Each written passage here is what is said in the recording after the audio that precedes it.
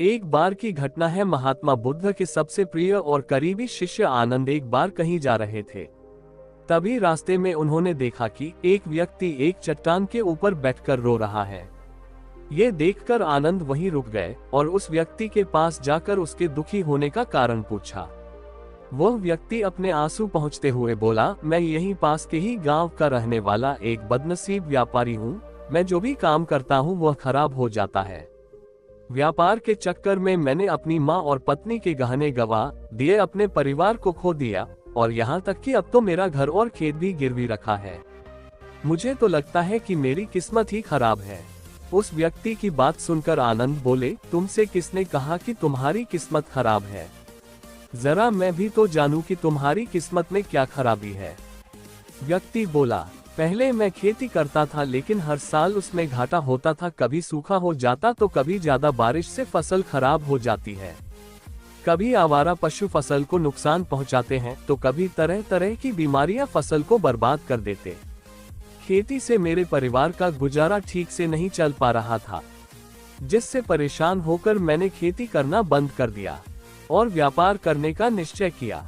मैंने पत्नी के गहने बेचकर अपना व्यापार शुरू किया, लेकिन मेरा व्यापार नहीं चला। शुरू में तो मेरे परिवार वालों ने मेरी आर्थिक मदद की, मेरा साथ दिया, लेकिन जैसे जैसे मुझे नुकसान होने लगा मेरे परिवार वालों ने भी मेरा साथ त्याग दिया और मुझसे दूर हो गए। अब तो वह मुझे देखकर अपनी नजरें फेर लेते हैं और मुझे ही अपने परिवार की गरीबी और दुर्दशा का जिम्मेदार ठहराते हैं। अब तो मुझे अपना जीवन ही व्यर्थ लगने लगा है।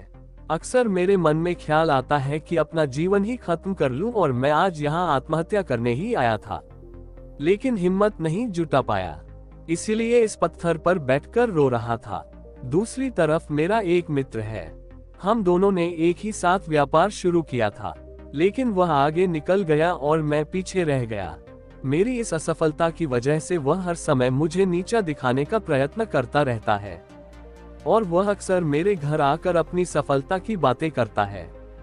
मेरे घर वालों को बताता है कि कैसे उसने इतनी मेहनत करके इतना अच्छा व्यापार बना लिया है, और वह अक्सर अपने फलते फूलते व्यापार के किस्से मुझे, मेरी पत्नी और मेरे माँ बाप को सुनाता रहता है, जिसे सुनकर मेरे घर वाले उसकी तो प्रशंसा करते हैं लेकिन मेरी बुराई करते हैं, मुझे नकारा और कम दिमाग का कहते हैं।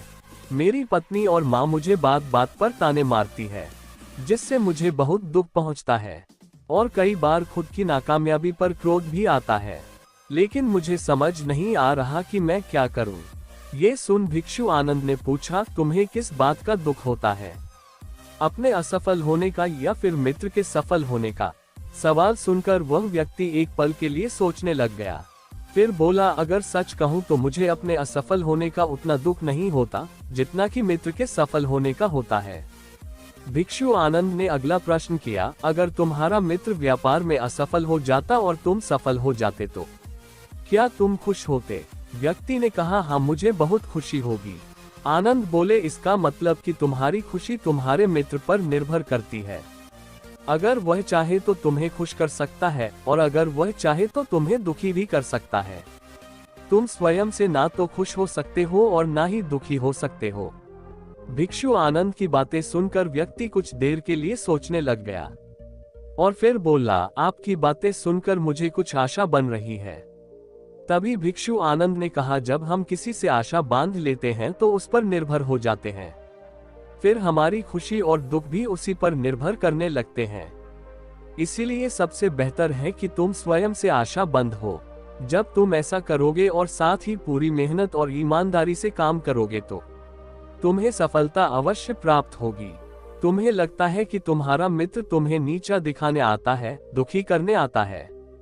अगर ईमानदारी से विचार करो तो वह बातें तो सच्ची ही कहता है।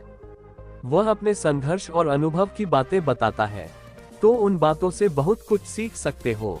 तुम्हें तो इसके लिए उसका धन्यवाद करना चाहिए कि तुम्हें घर बैठे इतने सारे अनुभव मिल रहे हैं। तुम उन अनुभवों का लाभ उठाओ, नई शुरुआत करो, ईमानदारी से कर्म करते जाओ, हार मत मानो। एक दिन तुम्हें सफलता जरूर मिलेगी।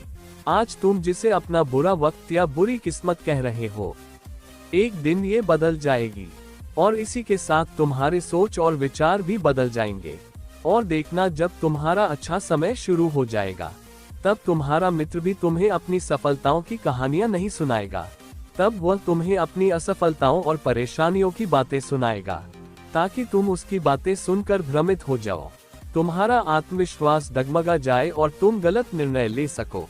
लेकिन उस समय भी तुम्हें अपने ही बुद्धि का प्रयोग करना होगा, स्वयं पर विश्वास रखना होगा। जिस प्रकार तुम्हारा मित्र आज तुम्हें दुखी करने आता है, वैसे ही वह उस समय भी तुम्हें दुखी करने आएगा, क्योंकि जिस तरह उसे दुखी देखकर तुम्हें मजा आता है, ठीक उसी तरह उसे भी तुम्हें दुखी देखने में उतना ही मजा आता है। व्यक्ति ने कहा, आपने सही कहा मुनिवर, लेकिन मेरा सबसे प्रमुख दुख यह है कि मेरे परिवार के लोग भी इसमें शामिल है। वास्तव में मैं तो अपने परिवार के लिए अच्छा करना चाहता था, उन्हें खुश रखना चाहता था, लेकिन वह भी मेरी बातों और भावनाओं को नहीं समझ रहे हैं, मुझे ही गलत कहते हैं, और पिछले कुछ समय से तो वह मेरे साथ भी नहीं है। भिक्षु आनंद ने उस व्यक्ति को समझाते हुए कहा, हम हमेशा चाहते हैं कि हम जो कुछ भी करें लोग उसके लिए हमारी प्रशंसा करें, लेकिन आमतौर पर ऐसा नहीं होता। लोग हमारे प्रयासों की तारीफ नहीं करते, जिससे हम दुखी हो जाते हैं। हमें लगने लगता है कि हमारे मित्र, रिश्तेदार, घर वाले सब स्वार्थी है।